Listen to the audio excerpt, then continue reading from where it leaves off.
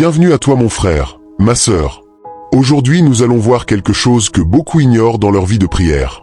3 choses que Satan aime entendre dans tes prières.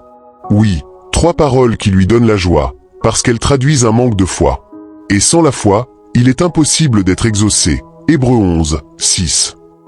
Quand tu pries avec ces mots, l'ennemi se réjouit, car il sait que ta prière vient du doute et non de la confiance. Or Job 3, 25 dit, « Ce que je crains, c'est ce qui m'arrive. Ce que je redoute, c'est ce qui m'atteint. » Celui qui prie donc avec ces mots qui traduisent le doute condamne lui-même son exaucement. Et si tu es nouveau ici, abonne-toi, like cette vidéo et écris Amen dans les commentaires. La première chose que Satan aime entendre, c'est si. Quand tu dis Seigneur, si tu veux, guéris-moi ou si tu peux, fais-le, tu confesses le doute au milieu de ta prière. Ce petit mot si devient un mur entre toi et ton exaucement.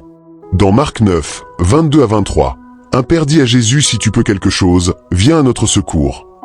Et Jésus lui répond si tu peux, tout est possible à celui qui croit. Autrement dit, ce n'est pas Jésus qui était limité, c'était la foi de cet homme. Beaucoup aujourd'hui prient comme cet homme avant sa révélation. Il parle avec incertitude, comme s'il ne savait pas si Dieu allait réellement répondre. Pourtant Jésus a dit dans Marc 11, 24, « Tout ce que vous demanderez en priant, croyez que vous l'avez reçu, et vous le verrez s'accomplir. » Alors arrête de prier avec des si. Commence à déclarer avec assurance. Ne dis plus Seigneur, si tu veux me bénir, dis Seigneur, je te rends grâce parce que tu m'as déjà béni en Christ. Ta prière doit refléter la foi, pas l'hésitation.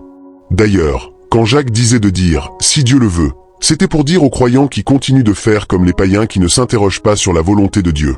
Et là il s'agit des circonstances de la vie qui sont improbables. Mais quand on prie, puis qu'on sait que Dieu va nous exaucer, il ne s'agit plus d'une improbabilité mais d'une certitude. Souviens-toi toujours de Éphésiens 1, 3 qui dit que Dieu nous a déjà donné toute bénédiction dont on aurait besoin. La prière est donc comme un homme qui va en banque mais qui a juste besoin de signer des formalités et de patienter pour prendre ce qui est à lui.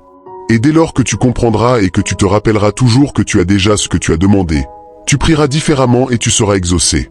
La deuxième chose que Satan aime entendre, c'est « aie pitié ».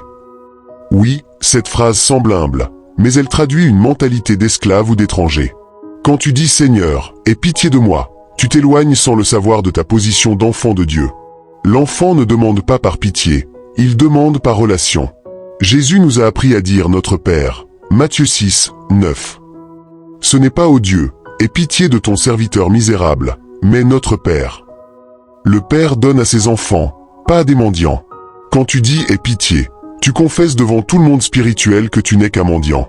Et les mendiants ne reçoivent que des choses insignifiantes pour celui qui donne ou des miettes. D'ailleurs, ce n'est même pas chaque fois qu'on leur donne.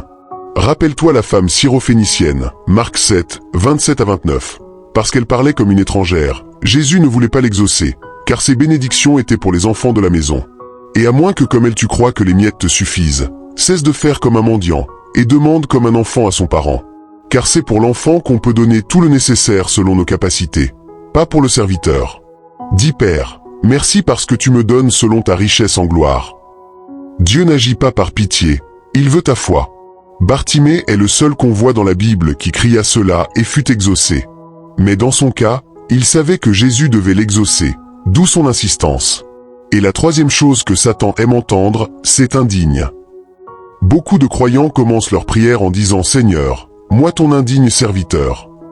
Comme si le sang de Jésus n'avait rien changé à leur identité. Oui, il est bon de reconnaître nos fautes, mais après la repentance, tu n'as plus à t'appeler indigne. Romains 8, 1 déclare « Il n'y a donc maintenant aucune condamnation pour ceux qui sont en Jésus-Christ ».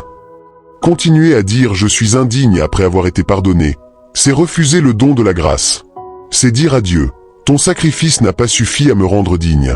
Le Seigneur t'a racheté pour te rendre digne de t'approcher de lui. » Hébreux 10, 19 dit « Nous avons l'assurance d'entrer dans le sanctuaire par le sang de Jésus. » Tu vois, ce n'est pas ton mérite, c'est le sien. Alors ne laisse plus la culpabilité bloquer ta prière. Dis plutôt « Père, merci parce que le sang de ton Fils m'a rendu digne de me tenir devant toi. » Tu comprends maintenant pourquoi ces 3 paroles réjouissent Satan. Parce qu'à travers elles, il voit que ta foi chancelle, que ton identité est floue, et que ta prière manque d'assurance. Mais dès aujourd'hui, ferme ses portes.